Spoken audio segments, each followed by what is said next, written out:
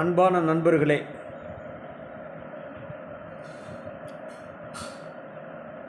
இன்றைய குருவின் நல்ல தகவல்கள் நிகழ்ச்சியிலே ராகு பகவானின் பரிகார ஸ்தலமான திரு நாகேஸ்வரம் என்ற தலத்தின் சிறப்புகளை பற்றி காண்போம். ஒருவரின் ஜாதகத்திலே ராகு பகவான் 3, 6, 10, 11ஆம் இடங்களிலே நல்ல முறையிலே அமைந்திருக்க வேண்டும்.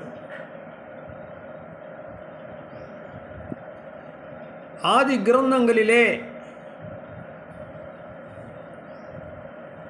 12ஆம் இடத்தில் அமைந்திருப்பதும் நல்லது என்றே கூறப்படுகிறது. மேலும் ராகு பகவான் மேசம், ரிஷபம், கடகம், மகரம் இந்த ராசிகளிலே இருந்து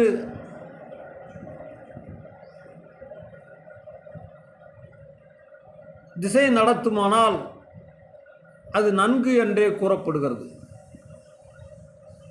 இந்த ராசிகளிலே ராகு பகவான் இருந்து 4 புறங்களிலுமே கிரகம் இருந்தால் அது பர்வத யோகத்தை ஏற்படுத்தும்.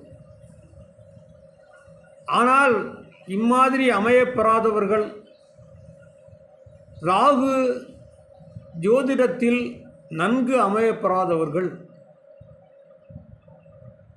திரு நாகேஸ்வரம் சென்று நாகநாத சுவாமியை வணங்குவார்களேயானால் அவர்களில் தோஷம் நிவர்த்தியாகும் என்று சொல்லப்படுகிறது. மேலும் தற்போது ரிஷபத்திலே ராகு இருப்பவர்கள் குரு ரிஷபத்தை கடக்கின்ற காரணத்தினால் திரு நாகேஸ்வரம் சென்று நாகநாத சுவாமியை வழிபட்டு அவர்கள் தோஷத்தை போக்கிக் கொள்வது நலம்.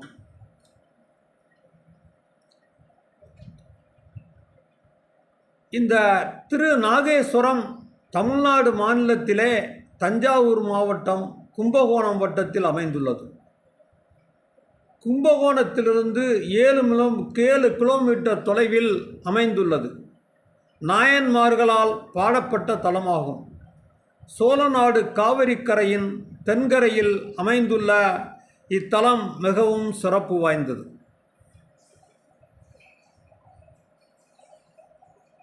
கோவிலானது ஊரில் தென்வடமாக 630 அடியும் கீழ் மேலாக 200 அடியும் கொண்ட பரப்பளவில் அமைந்துள்ளது. 4 திசைகளிலும் 4 கோபுர வாசல்கள் அழகிய சிற்ப வேலைப்பாடுகளுடன் உள்ளன. கிழக்கு கோபுர வாயிலை அடுத்து விநாயகர் கோவில் அமைந்துள்ளது. பலிபீடமும் நந்தி மண்டபமும் கொடிமரமும் ஆகியவை இங்கே உள்ளன.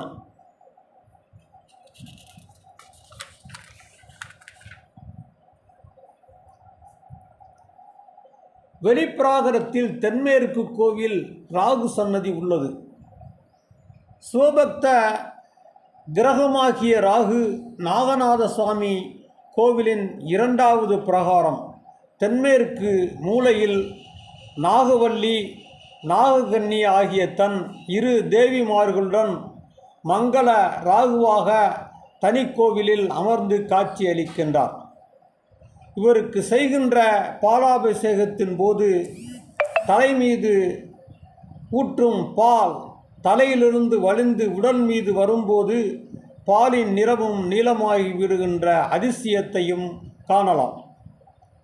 இவருக்கு உகந்த மலர் மந்தாரையாகும். இங்குள்ள சிவபெருமான் மூலவராக நாகநாத சாமியாக காட்சி அளிக்கிறார். இங்குள்ள தீர்த்தம்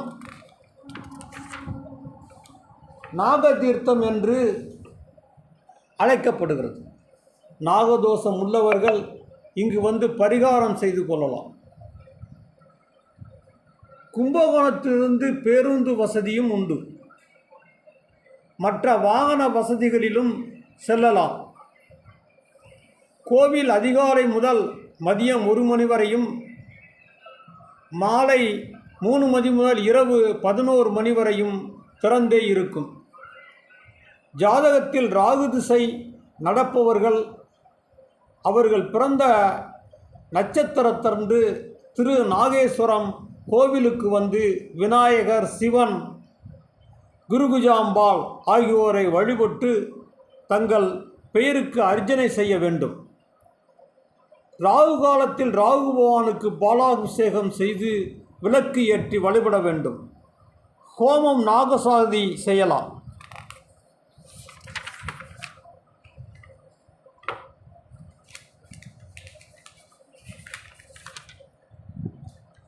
ஆகவே இத்தலத்திற்கு சென்று தங்களுடைய தோஷத்தை நிவர்த்தி செய்து பயன்பெறுமாறு அன்பர்களை அன்புடன் கேட்டுக்கொள்கிறேன். நன்றி, நன்றி, வணக்கம். வாழ்க வளமுடன்.